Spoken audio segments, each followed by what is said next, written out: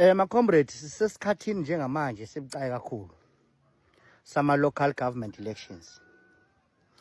Ngenxa yesigaba sobucayi balesi sikhathi njengamanje eParliament iANC namalungu asondela ku200 eParliament kodwa manje sekwazi ukuhlala amalungu awu7 azoyimela ngoba aphumile athe chithisaka agcwele emphakathini amalungu kaANC lawa ngama MPs azama ukuthi amobilize emazingeni omasipala nakuma metros. Ngokunjalo neEFF sikwazi represent manje amalungu ayi2 eParliament. Bonke ama-officer empty kuyosetshenzwa emphakathini ukuthi bafuna kuvotelwe iqembu labo. Kungani kube njalo? Akhishiwe ama-budget niwazwile. Amanye ama-department athola ama-budget ngo-102 billion rands. Amanye athulo 190 something billion rands ama-budget aphumile aya kuma-department onke. Kodwa ke buza ke lama-budget ayapi. Awasebenzisa lama-budget ku-national. Kuma-national kusala nje imali yama-administrative functions. Lento nje ama-salary, ama-staff members at national level, mhlawumbe nokhokhela ama-office and all that. But isixa esikhulu semali siya komasipala, kuma-district, ngathi kuma metros mawuthanda. Ilapho yonke le mali indimbane zayo eziyakhona. So uyazi ANC ukuthi amandla alapha kumasipala ama-resources alapha nakuma metros njengo-Durban Metro namanye ama-metros akhona ila imali ikhona. Mawufuna amandla landela imali la ikhona.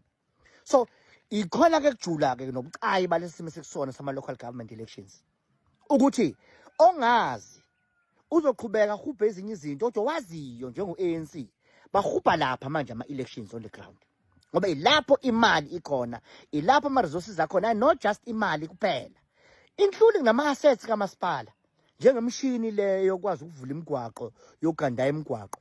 Uma ungahlanganisa ivalue yakhona, that's where heavy resources are placed at a local level.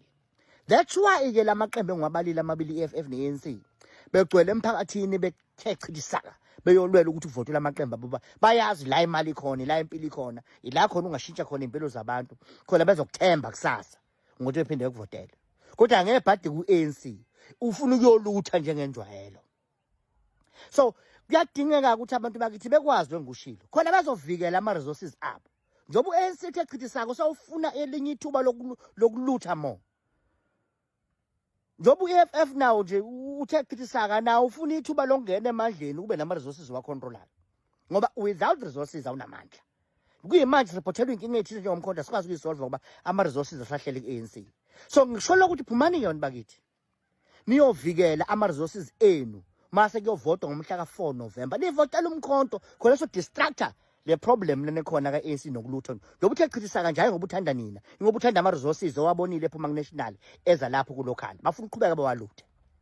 So injalo ke lento ubucayi bayo kulowo moya ke futhi ngisakhuluma ngawo ngifuna ukuthi ngithi ngenxa lokho esengikushilo uma kusekhona umuntu emkhontweni osakwazi ukufocusa kuma-factional battles kunzima kunje njengoba nje ngichaza sisibheke kuma-LGE isikhathi sinzima sangempela kodwa khona umuntu usakwazi uspend energy yakhe ukuphushela ama-factional battles.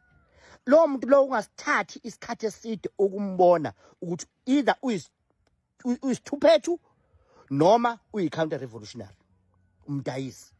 Awukwazi ufocus ama-factional battles now kunzima kunje ungesona isithuphethu noma ungeyena umdayisi counter revolutionary. And quickly masikubona saphusha ama-factional battles kumanzi phansi kunje fesheshe sidile nawe sikususe kuma-platforms la khona kufake khona kuzabalazela khona abantu ngoba uzosidistracta wena nobuthuphethu bakho noma no-counter revolutionary kwakho. We can't be allowing people who are pushing factional battles at all cost. We can't do that.